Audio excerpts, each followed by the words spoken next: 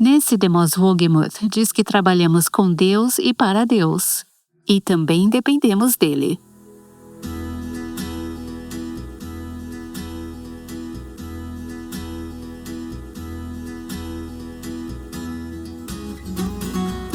Este é o Aviva Nossos Corações, com Nancy DeMoss Wolgemuth, autora de Mentiras em que as Mulheres Acreditam e a Verdade que as Liberta, na voz de Renata Santos.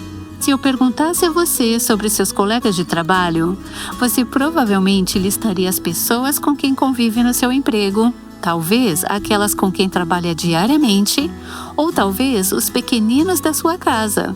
Não sei se eu os chamaria exatamente de colegas de trabalho. Mas a maioria de nós não pensaria em mencionar o Senhor como nosso colega de trabalho. Hoje, Nancy nos mostra como e por que podemos fazer isso. Ela deu essa mensagem em um culto do Aviva Nossos Corações, quando todos os cooperadores do ministério estavam reunidos em Michigan em 2024. Vamos ouvir. Não podemos fazer florestas mortas voltar a viver.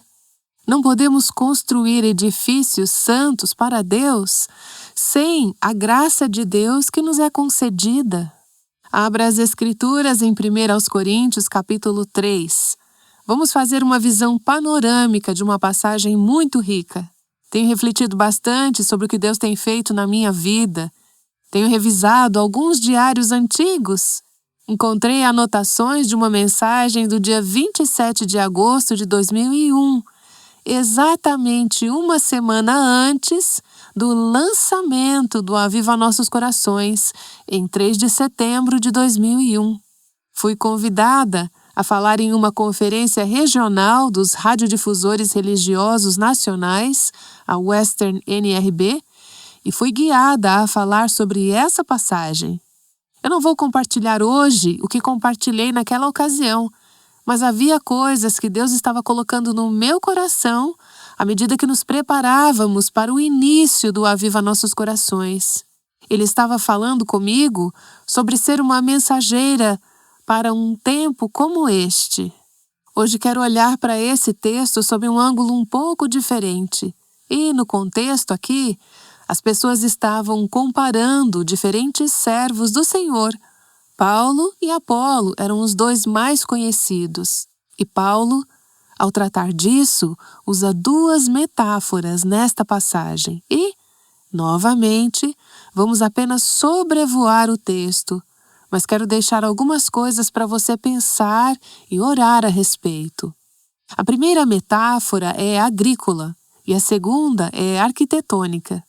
Ele fala primeiro sobre a agricultura e depois sobre a arquitetura.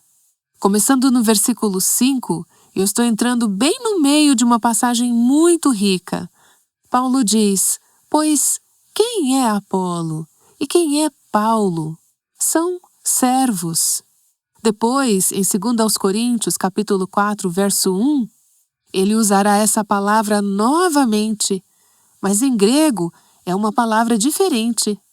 A que ele usa mais tarde é a que significa remeiros, companheiros de remo. Essa é a palavra usada lá. Aqui é uma palavra diferente, aplicada mais a um garçom, um ajudante, um servente, alguém que não tem um reconhecimento muito alto na hierarquia. Paulo diz: quem é Apolo? Quem é Paulo? Estes eram os líderes espirituais mais famosos do seu tempo, e ele diz: são servos, ajudantes, garçons, por meio de quem vocês creram, e isto conforme o Senhor concedeu a cada um. Eu plantei, Apolo regou, mas o crescimento veio de Deus, de modo que nem o que planta é alguma coisa, nem o que rega, mas Deus que dá o crescimento. Pense nesse termo servo. Você não dá nome a restaurantes por causa dos ajudantes. Não dá nome a estádios por causa dos serventes. Não se constroem monumentos para os servos. Não se criam movimentos em torno de servos. O objetivo do nosso trabalho conjunto é sempre colocar o foco no Mestre, em Deus. E como servos dele, estamos plantando sementes, usando aqui a imagem agrícola. Estamos regando, estamos adubando essas sementes, mas somente Deus pode trazer o crescimento. Ele concede esse crescimento à medida que nós, seus servos, cumprimos com paciência e fidelidade o papel que Ele nos deu dentro de todo esse grande quadro. Deus recompensará cada um por cumprir fielmente o que Ele lhe designou. E há uma promessa no versículo 8 de que Ele recompensará cada servo por seus trabalhos fiéis. Não temos os mesmos papéis, temos diferentes funções, diferentes chamados, diferentes posições, diferentes responsabilidades. Mas Ele recompensará cada um por fazer fielmente o que lhe foi confiado. Veja o versículo 8. Ora, o que planta e o que rega são um. Não importa qual é o seu título neste ministério ou qual é a sua descrição de cargo, somos um. E cada um receberá a sua recompensa de acordo com o seu próprio trabalho, porque nós somos cooperadores de Deus e vocês são lavoura de Deus e edifício de Deus. Veja, é difícil para mim não parar em cada uma dessas palavras, porque são tão preciosas e importantes. Mas eu quero apenas dar uma visão geral aqui. E qual é a recompensa que Ele dará a cada um de nós por cumprir fielmente o trabalho que Ele nos deu no corpo de Cristo e neste ministério? Qual é a recompensa? Bem, a recompensa é o fruto do nosso trabalho. Ele nos dará a recompensa. Não estamos buscando recompensas terrenas, nem recompensas monetárias. Não foi por isso que você veio para este ministério. Você não veio aqui para enriquecer em termos terrenos, mas vamos enriquecer em termos espirituais e em vidas que são transformadas pelo poder do Evangelho. Eu não sabia nada sobre golfe até me casar com Robert Wogemuth, e agora me tornei fã. E se você gosta de golfe, sabe que o campeonato PGA, um dos 4 principais torneios, começa hoje. Eles começaram com atraso porque houve uma geada. Verifiquei isso esta manhã em Rochester, New York. Esse campeonato está sendo disputado em um lugar chamado Oak Hill Country Club, no norte do estado de Nova York. Um dos nossos parceiros de ministério tem um genro que está jogando no campeonato PGA. Ele me enviou um artigo sobre esse clube de campo e há um parágrafo que achei fascinante à luz dessa passagem. Era uma espécie de histórico do Oak Hill Country Club e dizia: na época em que foi inaugurado, em 1926, Oak Hill não tinha carvalhos antigos. Não havia muitas árvores de nenhum tipo. E se você olhar as fotos de hoje, é simplesmente lindo. Aqueles grandes e imponentes carvalhos margeando os corredores principais do campo de golfe. Diz assim: sua aparência arborizada criou raízes por meio dos esforços de um dos seus membros, John R. Williams, que era médico e entusiasta da horticultura. Ele declarou sua crença no Todo-Poderoso como o maior arquiteto paisagista de todos, cujos planos exigiam que Oak Hill fizesse jus ao seu nome. Oak, em português, significa carvalho. Ele disse: Deus quer que este lugar faça jus ao seu nome. Williams assumiu o papel de jardineiro, espalhando tantas mudas no solo que afirmou ter perdido a conta após plantar 75.000 sementes. E agora, dizia o artigo, carvalhos gigantes continuam sendo uma característica marcante de Oak Hill. Quando ele estava plantando aquelas 75.000 ou mais sementes, não poderia ter imaginado, exceto em sua mente, como seria o Oak Hill Country Club um dia. Mas isso não aconteceu da noite para o dia. A recompensa não veio de imediato.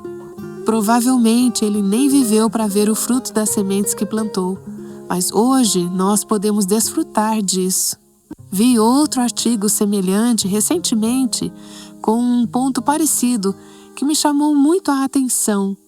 Era sobre um renomado fotojornalista brasileiro que passou anos documentando o genocídio em Ruanda. Quando retornou ao Brasil, ao lar onde havia crescido, estava física e emocionalmente esgotado, exausto de tantas atrocidades que havia testemunhado durante aquela guerra. Quando chegou em casa, ficou chocado ao ver que o lugar onde crescera, onde vivera, o lugar que chamava de lar, que antes era uma floresta tropical exuberante, agora estava devastado e árido devido ao processo de desmatamento. As árvores haviam sido cortadas, todo o ambiente havia mudado, quase não havia árvores e a vida selvagem havia desaparecido. Foi devastador. E o artigo dizia: o que fazer diante de tamanha destruição ambiental? Isso pode fazer o indivíduo se sentir pequeno e impotente ao pensar no impacto que realmente pode causar. Há tantos paralelos aqui com o que tentamos fazer ao viver em meio à destruição espiritual que nos cerca. E, segundo o autor do artigo, será que algo do que fazemos fará alguma diferença, por menor que seja? Pois o fotógrafo brasileiro Sebastião Salgado e sua esposa Lélia decidiram mostrar o que um pequeno grupo de pessoas apaixonadas e dedicadas pode fazer, revertendo o desmatamento e iniciando um processo de reflorestamento, um avivamento, por assim dizer. Salgado disse: a terra estava tão doente quanto eu, tendo acabado de sair daqueles anos em um país devastado pela guerra. Tudo estava destruído. Apenas cerca de 0,5% da terra ainda estava coberta por árvores. E então, minha esposa teve uma ideia fabulosa: replantar essa floresta. Ela acreditava que a terra podia ser restaurada à sua antiga glória. Então, o que eles fizeram? Começaram a plantar árvores, uma de cada vez, uma muda por vez. Ao longo dos 20 anos seguintes, plantaram 2 milhões de árvores. As fotografias aéreas mostram como era o local quando eles voltaram ao Brasil, sem árvores, sem vida selvagem.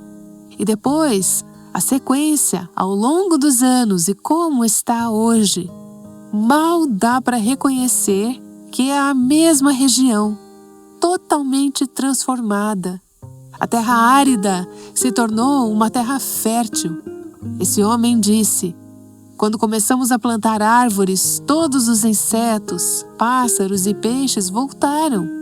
E graças a esse aumento de árvores, eu também renasci.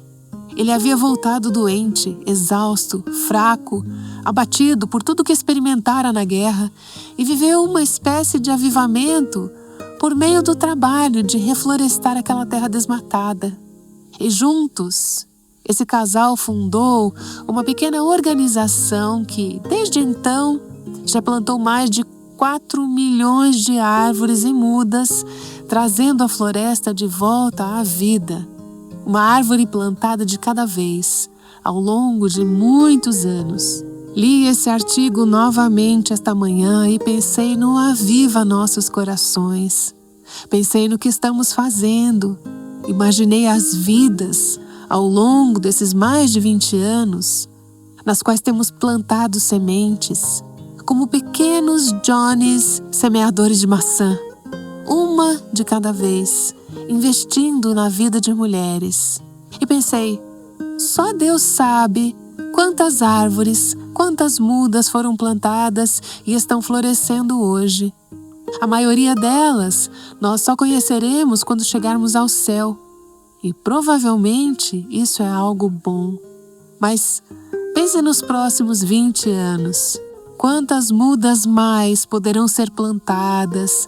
Quantas vidas mais poderão ser impactadas? E como essa paisagem árida do mundo em que vivemos poderá voltar a ter vida? Isso é avivamento. Um dos textos que Deus tem usado muitas vezes na minha vida, especialmente nos meus anos como mulher solteira sem filhos, é o de Isaías 54. Apenas os primeiros versículos que dizem: Cante, ó estéril, você que não deu à luz, exulte e grite de alegria, você que nunca sentiu as dores de parto, porque os filhos da mulher solitária são mais numerosos do que os filhos da casada, diz o Senhor. Lembro-me de ter escrito sobre essa passagem em meu diário há muitos anos, isso antes do Aviva Nossos Corações. Alargue o espaço de sua tenda e aumente o todo de sua habitação, não o impeça. Alongue as cordas e firme bem as estacas. É preciso ter estacas profundas se você vai ampliar e expandir o alcance da tenda. Porque você se expandirá para a direita e para a esquerda, e a sua posteridade possuirá as nações e fará com que se povoem as cidades arrasadas. Eu dizia amém a essas promessas de Deus, antes mesmo de termos uma organização chamada Aviva Nossos Corações. Eu dizia: Senhor, eu não sei qual é o lugar que o Senhor tem para mim. Eu não sei qual parte o Senhor quer que eu tenha. Eu não tenho filhos, não tenho marido na época, mas creio que o Senhor pode me tornar frutífera. Mudando a metáfora, creio que o Senhor pode agir sobrenaturalmente por meio dos meus pães e peixes para alimentar multidões. E comecei a orar. Senhor, quero andar pela fé, quero me estender. Amplie o espaço da minha tenda, estenda as cortinas, alongue as cordas, firme as estacas. Esteja firmada na palavra e nos caminhos de Deus. E vem a promessa de que os seus descendentes, você terá descendentes, múltiplas gerações, e eles desapossarão nações e habitarão cidades desoladas. Deus está fazendo isso, não apenas por meio de nós, mas por meio de muitos do seu povo, pastores, líderes de igrejas, mulheres, igrejas, cristãos em várias vocações, usando-nos para plantar sementes em uma terra árida que um dia se tornará um lugar cheio de vida. Vemos vislumbres disso. Aqueles que leem os e-mails, que veem o que Deus está fazendo, que ouvem as histórias. Ouvi algumas esta manhã que se encaixam nesta categoria, mas deixe-me ler algumas que chegaram recentemente à minha tela ou ao meu correio. Recebi uma carta na semana passada em um envelope com algumas anotações de um grupo de mulheres. Elas nem nos disseram de onde eram, nem de qual igreja, nem quem eram. Mas uma delas escreveu: Nancy e equipe. Acabamos de ter o nosso retiro anual de mulheres na igreja. Somos um grupo bem pequeno. 8 de nós fomos ao retiro. Para as nossas lições, ouvimos o seu ensino sobre quebrantamento do último mês de fevereiro. Eu não posso dizer o quanto isso nos abençoou. Houve lágrimas, adoração, confissão, verdadeiro quebrantamento e um lindo espírito de humildade. Cada uma de nós também levou isso para casa, para nossas famílias. Que Deus abençoe você e o seu ministério. Essa é uma árvore. 8 árvores, 8 mudas naquela igreja. Aqui está outro testemunho desta semana. Obrigada por compartilhar o podcast The Risen Motherhood. Ele tem sido atemporal. Sou mãe de 4 filhos de 7 a 1 ano. Esta manhã, tive dificuldade em me vestir com a imagem do meu corpo pós-parto girando na minha mente. Vesti-me e desci desanimada para fazer o meu tempo devocional de sempre. Coloquei o podcast e o primeiro assunto abordado foi a imagem corporal no pós-parto. Obrigada, Deus. Obrigada, Aviva Nossos Corações. E ela continua dizendo: Neste último mês, tenho me sentido especialmente esgotada e sentimentos de fracasso têm surgido dentro de mim. Eu sei que criar esses bebês é algo valioso e inestimável, mas às vezes tento carregar o peso em vez de entregá-lo a Jesus. Obrigada por esses lembretes. Que Deus abençoe vocês com um coração agradecido. Essa é uma árvore plantada, ganhando vida. E uma carta que recebi na semana passada, da líder de uma das nossas equipes internacionais.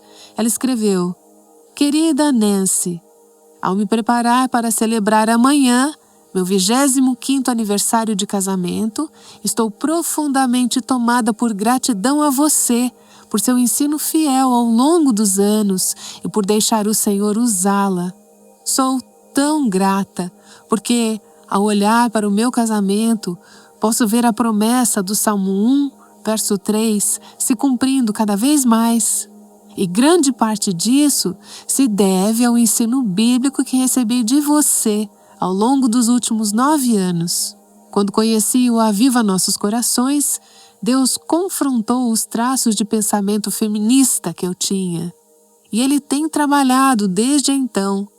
Eu nem percebia quantas áreas da minha vida precisavam ser tratadas por Deus. Mas Ele, com graça, tem me mostrado, uma a uma. Primeiro desafiando a minha agenda e prioridades. Depois, meu problema com o controle. Em seguida, meus medos em relação aos meus filhos e minhas ambições de que eles fossem bem-sucedidos. E o que isso realmente significa aos olhos de Deus? A lista continua. Neste momento, estou clamando por um coração mais humilde, mais compassivo e paciente, louvando a Deus por sua total fidelidade e pela sua também, não apenas pela minha, mas pela sua, com muito amor, em Cristo.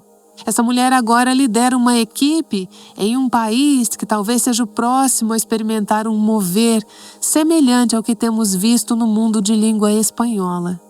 Mais uma semente, mais uma árvore, e essas vidas e tantas outras como elas, muitas neste auditório, são a recompensa pelo nosso trabalho, são o fruto do nosso serviço.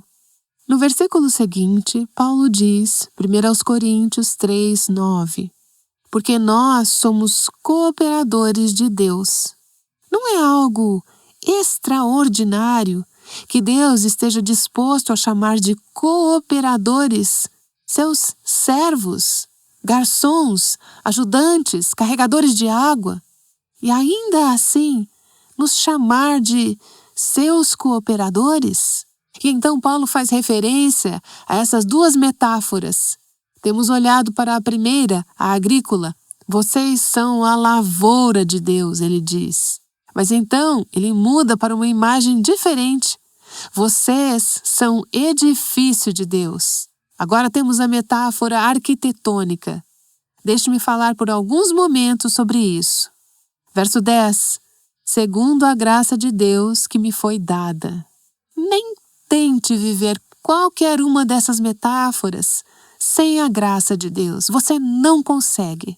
Nós não podemos fazer florestas mortas voltarem à vida. Não podemos construir templos santos para Deus habitar sem a graça que Ele nos concede.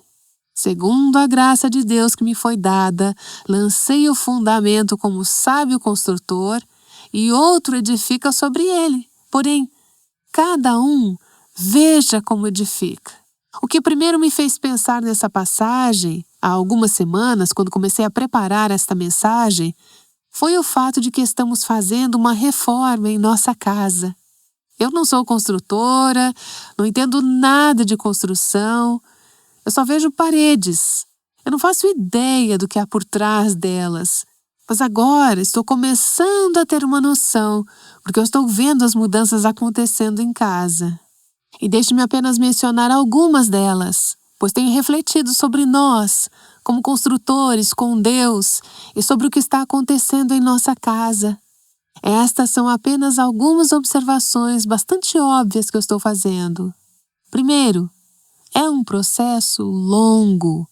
Construir leva muito mais planejamento do que eu poderia imaginar. Exige paciência, muito mais do que eu poderia imaginar. Eu fico pensando, eles já estão há 2 semanas nesse quartinho. O que pode estar demorando tanto? Paciência. É um trabalho árduo, exaustivo. Estou vendo esses homens suando, trabalhando com afinco, exaustos no fim do dia. É um trabalho que causa bagunça. Eu queria trazer algumas fotos para mostrar, mas isso não aconteceu. Está uma bagunça no lugar onde eles estão trabalhando. É algo que causa interrupções. Tivemos que mudar nossos ritmos e o modo como fazemos as coisas, porque os espaços que normalmente usamos estão uma confusão e não conseguimos acessá-los. É um trabalho caro, mais caro do que eu poderia imaginar. Você recebe o primeiro orçamento e depois vem, nós não percebemos que isso não incluía isto. E quando você vê, está dizendo, uau, isso é caro? Como pode custar tanto assim? Há uma infinidade de decisões a serem tomadas, sobre coisas menores e maiores. E você percebe que vai viver com as consequências dessas decisões. As escolhas que você faz vão acompanhá-la por muito tempo, provavelmente mais do que o tempo que ainda vamos viver, porque esperamos que essa seja a nossa última reforma. Esse processo de construção exige muitas pessoas com dons e experiências diferentes. Outro dia tivemos uma verdadeira procissão de pessoas entrando e saindo de casa, construtores, planejadores, uma designer, todos verificando coisas. Eu olhava ao redor e pensava, cada um deles tem dons diferentes, pontos fortes diferentes, áreas de especialidade diferentes. É importante escolher o empreiteiro certo. E que alegria é olhar para esse auditório e pensar nas pessoas que estão online hoje, parte da equipe que Deus levantou enquanto construíamos algo belo para o Senhor. Durante o processo, acontecem erros e é preciso continuar respirando graça, inspirando graça e expirando graça. E algo que me chamou a atenção é que quando você está reformando, precisa arrancar o velho antes de poder construir o novo no lugar. Demolição. Temos passado por um pouco disso em casa. E ainda vem mais nas próximas semanas. O empreiteiro me contou que, quando retirou o isolamento do teto de um certo banheiro, encontrou 4 ratos mortos lá em cima. Tenho certeza de que há mais.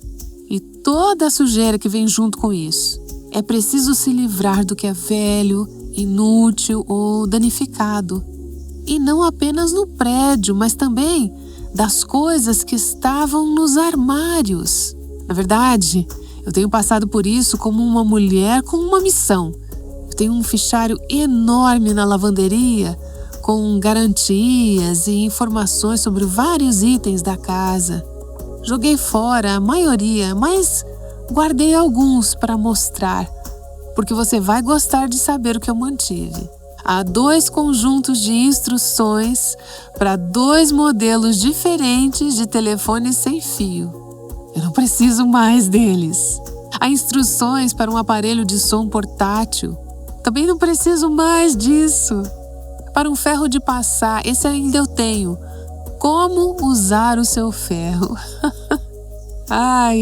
Para uma tábua de passar, eu ainda tenho essa também. Para uma cafeteira que não temos mais. Usamos muito, mas não preciso mais das instruções. Vamos ver o que mais tem aqui. Isso é para uma cesta de basquete que tínhamos na garagem. Já era! Instruções de montagem e manual do proprietário. Não preciso mais disso. Para torradeiras de 2 e 4 fatias. Se você precisar das instruções, pode vir buscar. E este aqui é para, como é que é o nome? Um aparador de grama. Mas as instruções estão em espanhol. Ai, ai. Eu vou mandar para os nossos amigos do Aviva Nuestros Corações, porque talvez eles precisem disso. Enfim, o ponto é, não preciso mais dessas coisas. Então, por que continuar guardando isso em casa? Precisei parar e tirar um tempo para fazer uma limpeza, me livrar do que é inútil. É isso que ajudamos as pessoas a fazerem em suas vidas. E é isso que precisamos continuar fazendo nas nossas também. Parte do processo de construção é eliminar o que é velho, inútil ou danificado antes de poder edificar algo novo. Porém, cada um veja como edifica, porque ninguém pode lançar outro fundamento além do que foi posto, o qual é Jesus Cristo. E, se o que alguém edifica sobre o fundamento é ouro, prata, pedras preciosas, madeira, feno ou palha, a obra de cada um se tornará manifesta. O empreiteiro com quem eu estou trabalhando tem conversado comigo sobre esse processo de construção. Ele comentou como alguns construtores cortam caminho para economizar custos. Mas ele disse, isso sempre aparece depois. E então, é preciso corrigir os erros. Isso torna a reforma mais difícil. A obra de cada um se tornará manifesta. Ele também disse, sou da velha guarda. E acrescentou, existem novos produtos para a construção que os vendedores convencem os construtores a comprarem. Alguns custam o dobro, mas isso não significa que sejam melhores. E ele comentou sobre alguns desses materiais.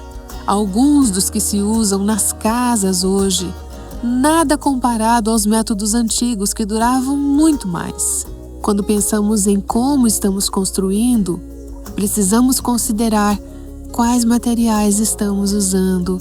Se são materiais que vão durar, ouro, prata, pedras preciosas, ou se são coisas que vão se queimar facilmente, madeira, feno e palha. A obra de cada um se tornará manifesta, pois o dia, que dia é esse? O último dia, o dia do juízo, pois o dia a demonstrará, porque será revelada pelo fogo, e o fogo provará qual é a obra de cada um, não apenas a minha, mas a sua e a nossa. Se aquilo que alguém edificou sobre o fundamento permanecer, esse receberá a recompensa.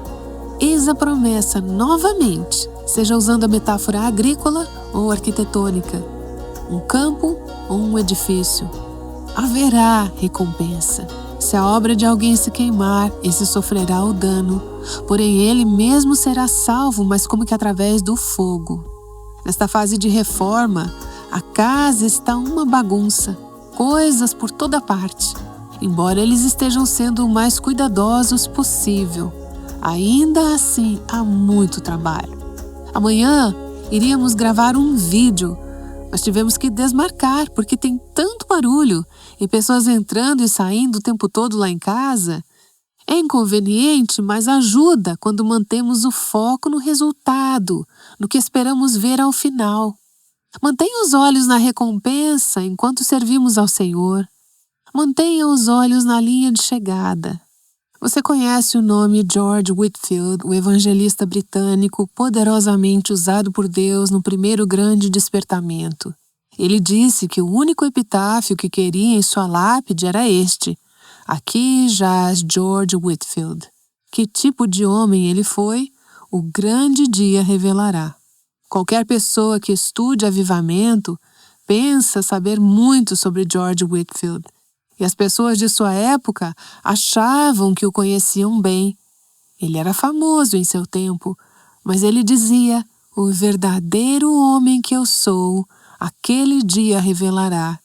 Então Paulo diz no versículo 16, vocês não sabem que são o santuário de Deus e que o Espírito de Deus habita em vocês?